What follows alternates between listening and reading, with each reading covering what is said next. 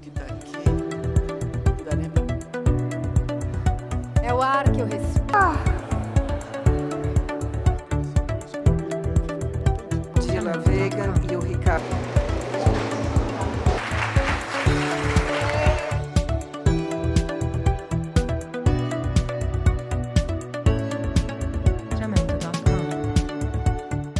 Então, eu não vou mais falar do social aqui agora, porque foi tão falado, repetido e dito sobre tudo que a gente está vivendo nesse momento atual. Agora mesmo a Leia e a Priscila também falaram muito bem disso tudo.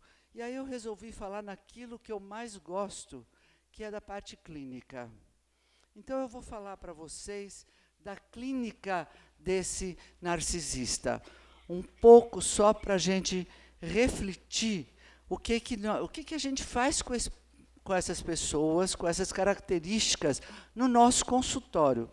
E vamos ver como é que a gente pode sair disso, porque, na verdade, a gente falou tanto do Narciso, desse vazio, dessa situação, do simbólico que o Tadeu trouxe agora e que é muito importante. Nós, como terapeutas corporais, muitas vezes esquecemos de que existe um psiquismo e um simbólico. Eu vou trazer o Lowen fazendo alguns corpos para vocês verem, mas a gente vai entender que essa leitura que a gente faz de um corpo narcisista tem a ver com tudo que se passa no mundo interno dele, que não está dissociado. Né? Não é uma leitura de um corpo como imagem, é uma leitura muito mais profunda de uma psicodinâmica e da construção de como esse corpo foi se fazendo. Então, vamos lá.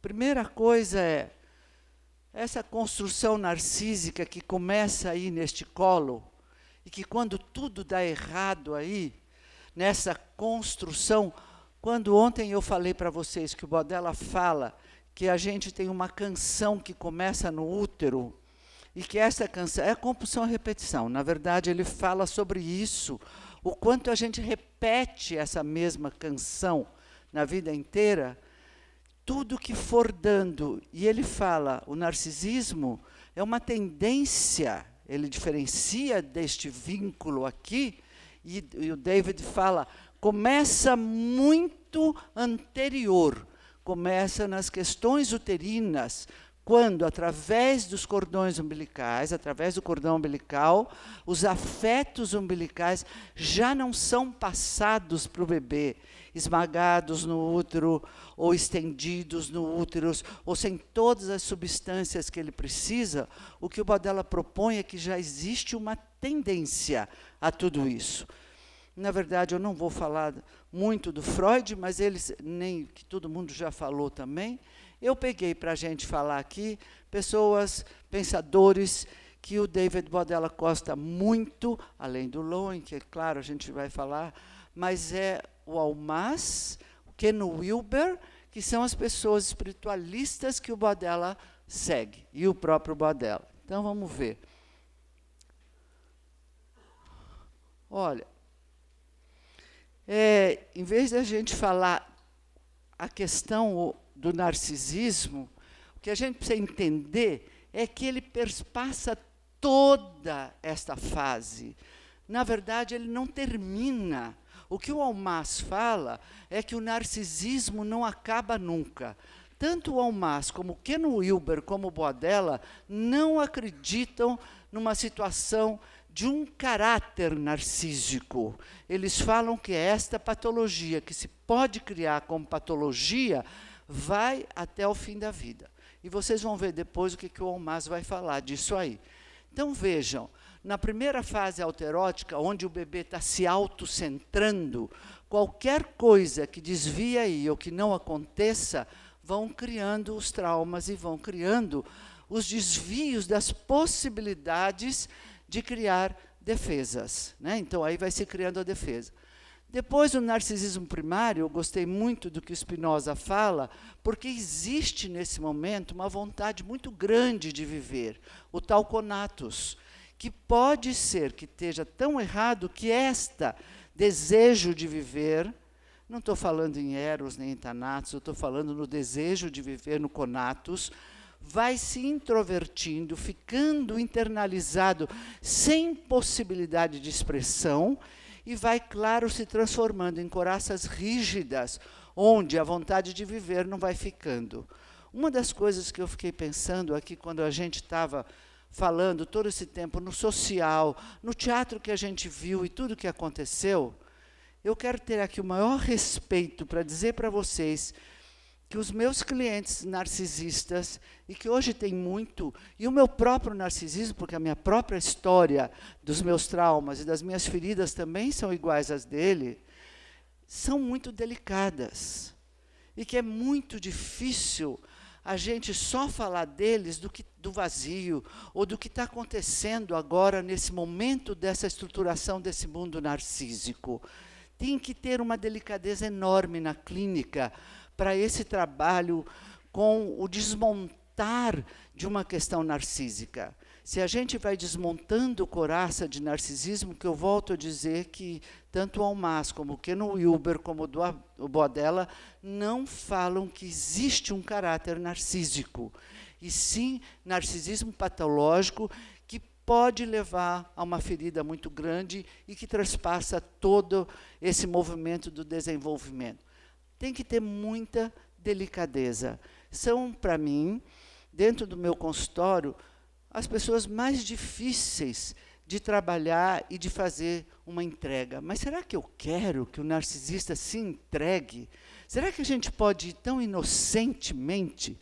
Hoje em dia, eu tenho clientes que nem tiram o sapato para entrar no meu consultório. E eu já não obrigo mais e já nem peço mais. Porque tudo isso que vocês ouviram falar, do mundo hiperveloz, os caras têm que sair de lá correndo para uma reunião não sei do quê, ou para outras coisas que não sejam só terapia. Eu já também não tenho exigência de que eu vou fazer um trabalho corporal e ele vai ter que tirar o sapato. Mesmo porque toda essa história de tirar o sapato que a gente tem dentro do consultório não trouxe o Lon. Eu tenho umas fotos do Lon em Nova York trabalhando de gravata, terno e sapato. Veio do movimento muito mais oriental. Então, essa é a importância de que a gente tem que se adaptar. Como trabalhar esses clientes, né? Eu tive um cliente que veio para mim e ele era um diretor, o presidente de uma escola, enfim, que não era de psicoterapia corporal, que era de outra escola. E eu fiquei tão narcísica porque ele veio fazer terapia comigo, tão engrandecida porque ele escolheu psicoterapia corporal, que é claro, gente, o que vocês acham que aconteceu?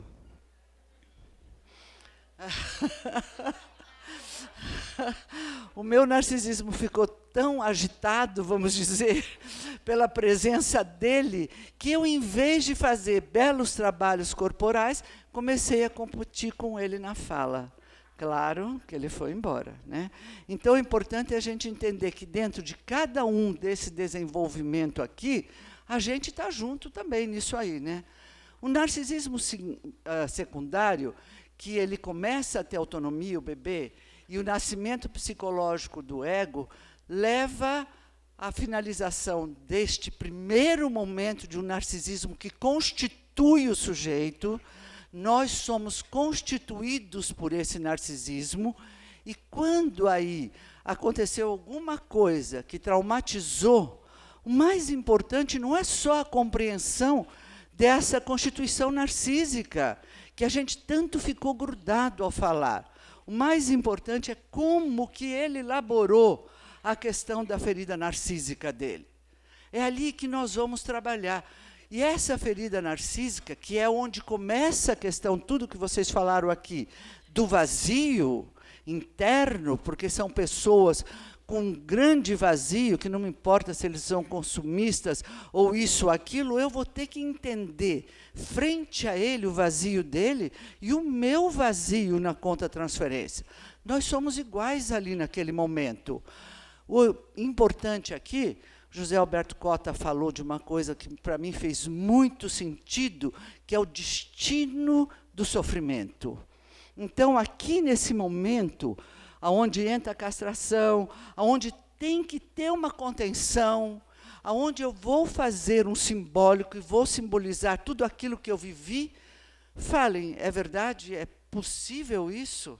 mesmo que sejam nessas características das estruturas narcísicas, fazer, compreender, entrar nesse vazio, integrar a ferida narcísica, é o momento mais difícil. Descobrir isso é aquilo que o Almaz fala, o rei está nu. Tirar a ferida narcísica e na compreensão da ferida narcísica, você desnuda o teu cliente, muitas vezes de uma forma violenta. Principalmente nós que muitas vezes somos trabalhadores corporais, né? E que a gente acha que trabalhar o corpo é anterior a trabalhar o simbólico e a compreensão desse psiquismo, o corpo fica mais vazio e mais violentado. Não se adianta a gente fazer grounding, se a gente não entender que aquele ground tem que estar colocado no enraizamento de alguma coisa importante para ele. Senão a gente fica, não sei o que fazer, faz grounding, porque eu nem sei o que eu vou fazer com você, ou respira, sem uma compreensão do que está acontecendo nesse trajeto todo aqui, até essa ferida narcísica. Então, qual é a ferida narcísica realmente? É isso que tanto se escutou aqui esse momento, esses dias, né? O vazio, a desconexão de si, a impossibilidade da compreensão de si mesmo e uma grande angústia de vida e morte, gente. Não é um vazio só existencial, é muito mais profundo do que ser vazio existencial. E o que nós vamos fazer? Aonde a gente vai fazer esse destino do sofrimento dele? O José Alberto Cota falou, nas artes, na dança, em vários lugares. O Freud, quando lá dialogou com as questões do cara que está aí em São Paulo mesmo, como é o nome dele? Enfim, é o Alzheimer. Não, como é o nome? Do Leonardo da Vinci, pelo amor de Deus.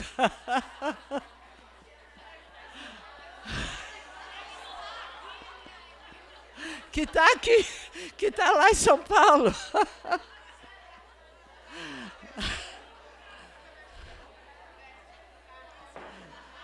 Que está nos visitando, entendeu?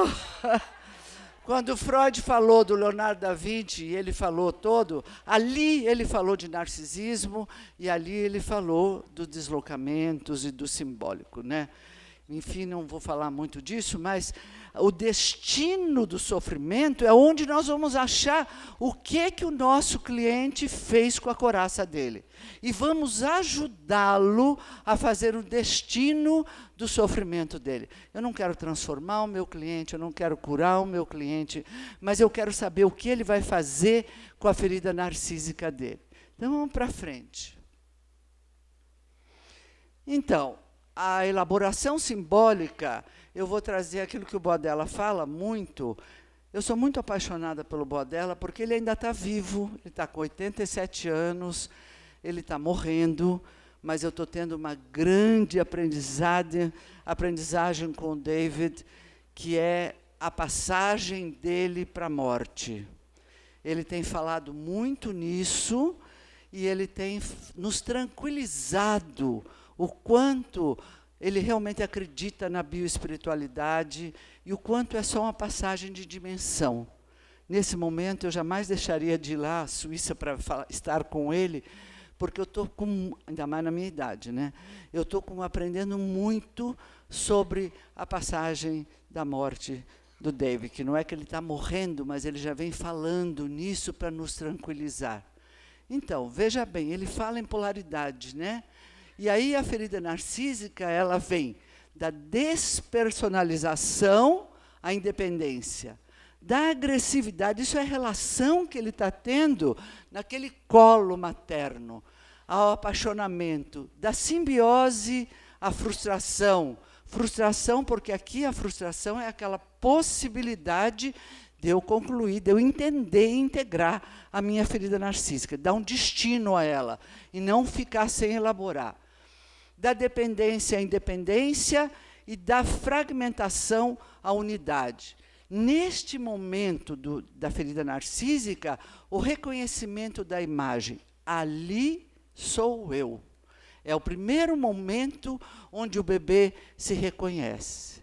Então, podemos ir para frente, que eu nem sei se eu tenho muito tempo. Aí vem o que o Almaas fala, que existe um conceito super importante, que é onde a gente não vai deixar de ter narcisismo. Ele vai estar sempre atravessando o nosso desenvolvimento, do nascimento até a morte. Porque se você não tem nenhum reconhecimento, é o que disse também o Safra da face estética do ser. Se você não tem um pouco do teu reconhecimento narcísico, se você não simboliza absolutamente nada disso, é porque você está na depressão.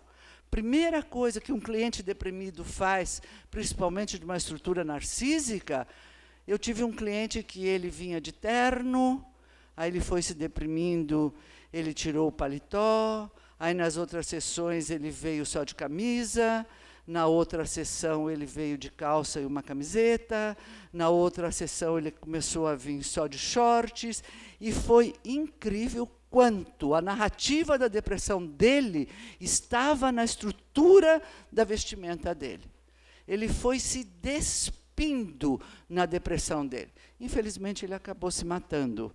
Mas tudo que ele fez no despir-se das vestes dele dava realmente a profundidade de quanto ele foi se deprimindo e o seu narciso foi se acabando. Então, aí o que o Almaas fala existe o que eu falo Bodella, existe uma tendência que através da vida identifica-se com manifestações específicas, com o corpo, com as ideias, com sentimentos e com as atitudes de caráter. Aqui o caráter já está sendo formado. O narcisismo fundamental é a formação dos estilos de caráter, padrões de defesa, atitudes posturais, padrões de vida com a qual nos identificamos. Se aqui lá dizia, ali sou eu, aqui toda a caracterologia diz, isso sou eu. E ele se reconhece no seu caráter. Podemos ir para frente. Quanto tempo eu tenho, hein? Bom, aí vamos falar um pouquinho do caráter narcísico. Hoje temos, o que eu quero mais importante é dizer, olha, quando eu comecei a fazer bioenergética, e me apaixonei pelas estruturas de caráter, tanto que eu sou uma pessoa que estou escrevendo um livro e é sobre caráter, porque eu sou apaixonada por essa... não vou escrever um livro nunca, talvez, pelo meu narcisismo, mas, em todo caso, se algum dia sair, é sobre caráter. Então, só que hoje, gente, quando eu comecei a aprender caráter com Low, eu me apaixonei de tal maneira por essa possibilidade diagnóstica, porque eu vim de um momento onde a gente lutava com os médicos, porque só quem podia falar, eu trabalhei em hospital psiquiátrico, e só quem podia falar de diagnóstico eram os médicos. Eu ficava lá participando das reuniões clínicas no hospital, mas eu não podia abrir a boca, eu só podia escrever. E eu não tinha realmente, naquele momento, nenhuma palavra diagnóstica para falar de alguma coisa. Muita gente aprendeu por outro lugar, eu aprendi, através da bioenergética, essa possibilidade diagnóstica. Só que isso é apaixonante. E a gente se apaixona, e foi aquela coisa selvagem de falar de caráter. Eu ia para a praia e achava lindo falar aquele é o esquizoide, aquele é isso, aquele é aquilo. Só que as nossas técnicas foram se sofisticando, gente. A gente já sabe falar de caráter sem falar mecanicamente, sem falar superficialmente. E quando eu vejo pessoas de outras escolas, mesmo da biossíntese, falarem mal da nossa questão do diagnóstico de caráter, eu imediatamente penso, é porque não sabe e não tem um aprofundamento, um conhecimento sobre realmente análise do caráter. Porque na hora que a gente vem de Reich a Lowen e vai descobrindo, isso fica encantador e nos dá um chão. Quando Bodella fala assim, o corpo é o chão da alma.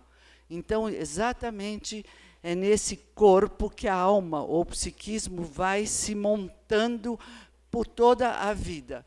Veja, Eu não estou dizendo que tudo isso é negativo. Eu estou dizendo que eu vou precisar trabalhar esse caráter narcísico e entendê-lo, que ele tem uma negação da atualidade, ele realmente não se integra naquilo que está acontecendo com ele. A gente tem um presidente aí que não enxerga a realidade, não é isso? Então, a gente sabe. A gente tem uma infantilização das responsabilidades. Eu não quero me responsabilizar, mas não porque ele está resistindo. Eu quero que vocês entendam que a clínica é muito, como é que vocês falaram, a Leia e a Priscila? Sutil. Sutil e delicada. Não é, a gente muitas vezes vai muito agressivamente nisso. A infantilização das responsabilidades, as dificuldades em relação à gratidão, é muito difícil, e o terapeuta tem que entender e segurar seu próprio desejo de que alguém diga obrigado para ele. Principalmente nessas características, ninguém vai dizer obrigado. A dupla defesa paranoide, porque eles são muito paranoicos. Eu tenho um cliente que ele fala para mim, eu vim da minha casa até aqui e aquela árvore veio junto comigo. E aí eu olho onde está a árvore, é aquela árvore que eu tenho lá no meu jardim. Tem um outro que é extremamente narcísico, mas comigo ele pode tirar essa roupagem e ele fala assim, eu tenho um jardinzinho em frente à minha sala, ele fala, lá fora tem uma negra sentada olhando para nós, é uma mãe de santo. Aí eu pergunto para ele, você quer que ela entre? Aí ele vai lá, abre a porta, ela entra e senta com a gente. E eu entro no delírio dele, porque tem que ter essa sutileza de entrar junto, senão a gente fica fazendo o outro diferente dele. A gente falou tanto nisso, né? A gente tem que ser o outro igualzinho a ele para te reconhecer. Senão ele não conversa e não traz absolutamente nada para você. Eu fiz um trabalho com um cliente na Alemanha, extremamente paranoico, ele estava deitado e ele dizia, eu não gosto da minha mãe, e eu dizia, você não gosta da sua mãe. Ai, mas eu não sei o quê, tudo que ele falava eu repetia exatamente igual. No final da sessão ele falou para mim assim, nunca ninguém me compreendeu tão bem. Pense. E eu repeti exatamente para que ele me aceitasse no teatro interno dele. Se ele não me aceita no teatro interno dele, não tem possibilidade de existência do terapeuta. Então, a perversão narcísica e a sedução narcísica. Vamos lá. Bom, esse é o Dr. Lowen. Quando eu conheci, ele tinha 50 e poucos anos, veja bem, quase 60, e ele está aí mostrando, dentro da linguagem corporal dele, mas eu trouxe o Lowen correndo risco. Eu nem trouxe, porque eu tenho toda uma produção desse material, onde ele está trabalhando as pessoas, mas eu nem trouxe, porque senão assusta um pouco. Mas veja bem, essa imagem que ele mostra, o que a gente enxerga aí? Uma energia para baixo ou para cima? Uma grande energia para cima, onde qualquer forma corporal, dizia o Lowen, o caráter constrói o shape do corpo. Se eu estou esticada para cima, estou distante da minha sexualidade. Se eu estou alargada, porque eu estou com pânico, todos os masoquistas têm uma mãe atravessada, castradora na pelvis, que alarga a pelvis deles. Então, o shape corporal é construído pelo caráter, distante da realidade, próximo da realidade. Mas se eu leio esse corpo sem saber a história dele, vai ficar estranho, né? Então, a gente tem que ler o corpo, e como a gente sabe realmente ler esse corpo e essa sutileza, é entender a forma corporal. E aí, conectar com o psiquismo, com o simbólico e com o mundo interno dele, com a psicodinâmica dele. É impossível se ser terapeuta corporal e não se entender da psicodinâmica. Para mim, esta é a minha verdade. Então, vamos para frente. Pode ir? 5 minutos? Veja a diferença do corpo do Lowen no psicopata e no fálico narcisista. Vocês entendem a diferença dessa forma corporal? Um, ele está totalmente para cima, porque a distância de um caráter narcísico psicopático, a expressão da sexualidade dele é muito difícil.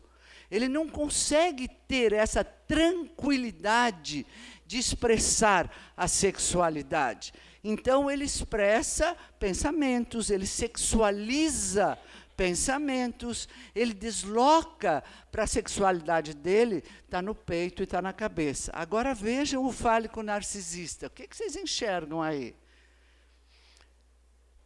É muito diferente, não? Ele tem um confronto, o corpo está organizado, eu estou pronto para estar junto, eu tenho poder, é uma forma que a gente podia achar nesse corpo.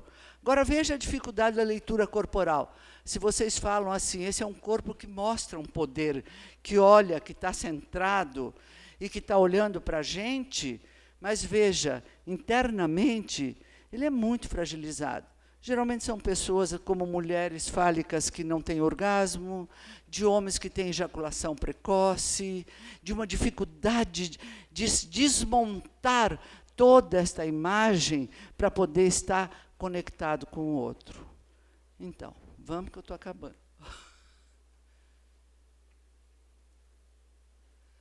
E aí, tudo que já se falou aqui, que eu nem vou falar mais, porque falou-se tanto, né?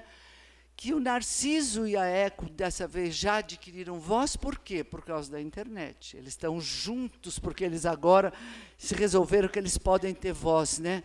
O grande risco hoje é a exposição do corpo, a exposição a uma felicidade adquirida falsa e um narcisismo mortal.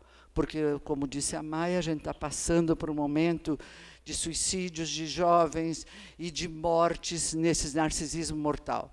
Eu tenho um cliente que ele é homossexual e passou a vida inteira com muita angústia, porque ele é mais velho já, e ele está casado, maravilhoso a vida dele, mas apareceu na internet dele, dizendo assim, olha, cuidado, porque você está em todas as redes se masturbando, vendo filme pornográfico. Ele está, como, hein, apavorado, né? Como que pegaram uma imagem dele em casa, a internet teve esse acesso, pegaram essa imagem dele e estão colocando para ele no WhatsApp, em tudo que é lugar, você está na internet exposto.